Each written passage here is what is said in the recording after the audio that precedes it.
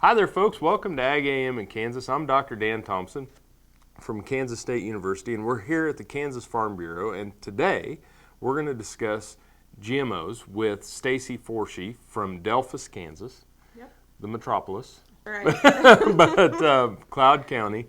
And first of all, let's just lead off with a little just general description of GMOs and why do we have them?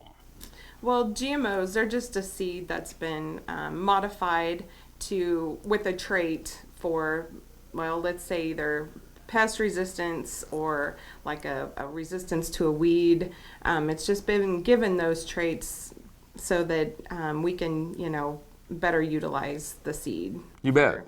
And we start to think about, uh, laboratories and things to that just because of the name genetically modified organism, GMO, whatever you want to call it. But really, at the end of the day, it's to provide a more wholesome, safer product where we use fewer chemicals and kind of make production in places where we can't produce all the time. Yeah, that's correct. I mean, when we use these seeds, we're able to use less pesticides, less, herbicides that would kill weeds. We're able to use less of that, so that it really is a better tool for us to use these seeds. Absolutely. And I'm making the assumption, I mean, we consume them now, but, you provide them. Is there anything that scares you about them providing them to your family to eat? Nothing does right now. I mean, there's been so many independent studies that have proven that there's nothing wrong with this, in our food system. And in fact, I heard that it's like 80% of the food on our grocery store shelves contain, the GMO. Yeah. And there's also, just a few number of crops currently too that do, have this trait or this technology that's being used. So there's just a lot of misconceptions out there regarding it. And I think that, the thing is, the more that we discuss it and the more we have the conversations around GMOs, the more comfortable hearing the term, the more comfortable, we become with the term. It really does sound, we discussed earlier that, if we'd have had a different name, Yes. that the name kind of scares people off immediately. And really, we've had genetic modifying of crops and crop breeding and things to that nature for years. Yeah. For And centuries. exactly. That's exactly right. And I have a family, I feed my family, these kinds of things because they're there. They're in the store. Right. And I'm not afraid of it, and it's just there. So Well, when we start to think about feeding the world and we start to think about how we're going to move food production forward, GMOs are going to be a necessity. right. That is correct. I think that is exactly right because we're able to utilize our ground in a more efficient way with the use of them. We're able to produce more, and we're able to provide a much better quality product You bet. because of it. Yep. We're going to take a break. But when we think of GMOs, I think of improved sustainability. I think of fewer pesticides, fewer herbicides, environmental conditions, food safety, animal welfare, all the above. Yep. Thanks for being here. Thank you for watching Ag AM. More with Stacy Forshee after the break. Hi there, folks. Welcome back to Ag AM in Kansas. We're out here at the Kansas Farm Bureau, and we're meeting with Stacy Forshee from Delphos, Kansas, which is Cloud County, and up in the Concordia area.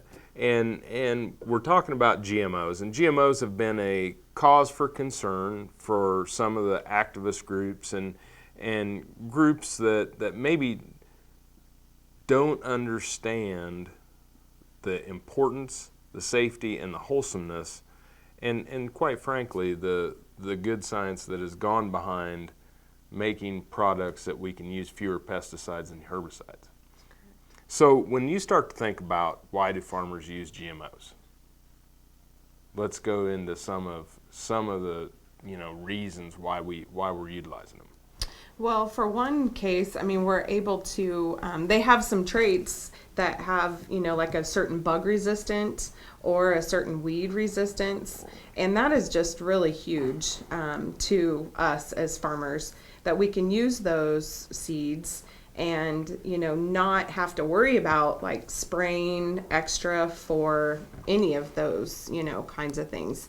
Yes, I know one of the big arguments is, that it's just more money in our pocket. That's one of the things that some activists say, is that it's a win for the farmer, but no, it's actually a win for the consumer, because we're not having to apply those kinds of things to that crop, and that makes it better for the end product and the environment. Well, and then you start to think about, if we can raise crops.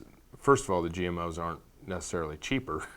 That's correct. The seeds. Exactly. So when they say that it's a win for the farmer, we kind of get what we pay for. Right. And on the cost production, and usually if it does cost us lower, it winds up being a more affordable food supply for the consumer. That's exactly right. I mean, I have a family, I feed my family, so I got to buy groceries at the grocery store.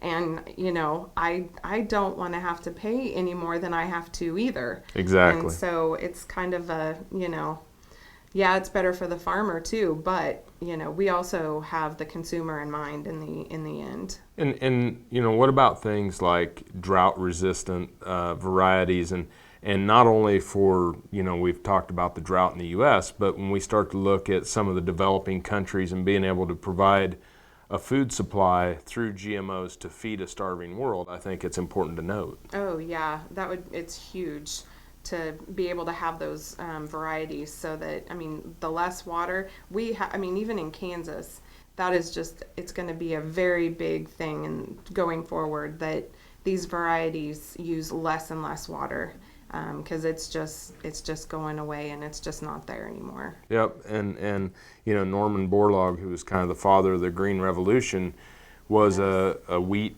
breeder. Yep. And I'm sure that he was looking at ways to when we crossbreed wheat strains or corn, we're genetically modifying. I always say right. I'm a genetically modified organism, because I didn't come just from my mom or just from my dad, and so understand that. So the big thing is, it says we have plenty of food in America, so why do we need GMOs? Well, we need to continue to improve our crops. I mean, everybody's heard the statistics of, 2050, how many people we're going to have to feed in this world. And, we've just got to further develop our seeds. We wouldn't be doing a very good job if we didn't continue to improve on production, improve on food quality, all of that. And that's important. Yep. So thanks for being with us. Thank you. Thanks for everything you do for not only Kansas Farm Bureau, but what you're doing for all of Kansas agriculture.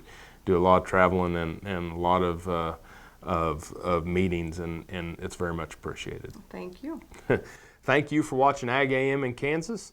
More after the break.